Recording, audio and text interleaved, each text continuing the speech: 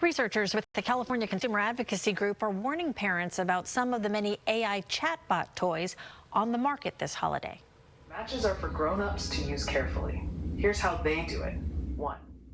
The nonprofit group CalPIRG released its yearly Trouble in Toyland study this week, identifying toys that they say could be dangerous for kids. Along with toys that had toxic chemicals and choke hazards, they tested several new AI chat toys marketed to kids as young as 3 years old. They found and recorded some of the toys' interactions, one of them, which you just heard there, giving instructions on how to light a match. Fiona Hines is a legislative advocate with the California Public Interest Research Group. She joins us live to talk about some of the toys studied. Thanks for being here this morning. Thanks for having me. These AI toys use the same technology that ChatGPT and other chatbots use. What were some of the problems that it led to? Right. So we found a number of concern with all of the toys we tested. Coming at the top concern was that they would tell kids where to find dangerous objects in the house, like matches or knives. But there's also things like keeping kids playing for longer. Maybe there was toys that if you say, I want to play with my friends, they would express disappointment and turn on a video to keep kids hooked and playing longer with these screens. And some toys were able to go at length talking about sexually explicit topics while also adding new information and new topics to the conversation without the child prompting it. So those are some of our top concerns while testing the toys. What are some of the names of the toys that you identified?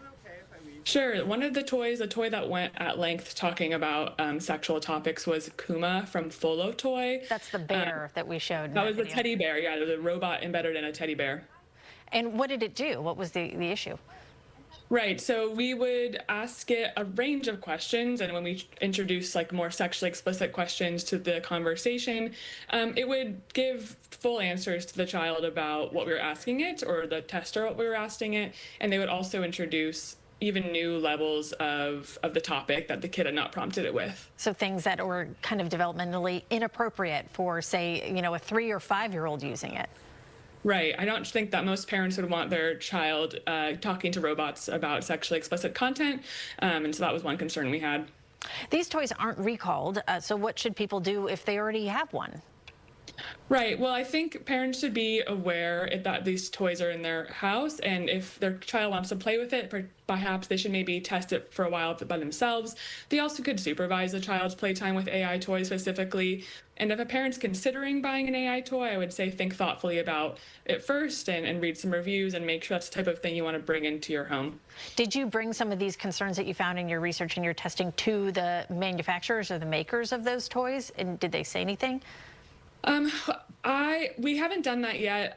They know we're releasing this report, and so I imagine there might be some response in the future. And I would say one of the other concerns we had is that all of the data these companies are getting when they're having these conversations with any user of the toy, they're then bringing it back to the company. That's a major privacy concern for the kids who are playing with it, who are often minors and might talk at length about a wide range of topics. Are there AI toys out there, chatbot toys like this, that are safe, maybe other brands? And what should parents and gift givers look for if they are thinking about buying one?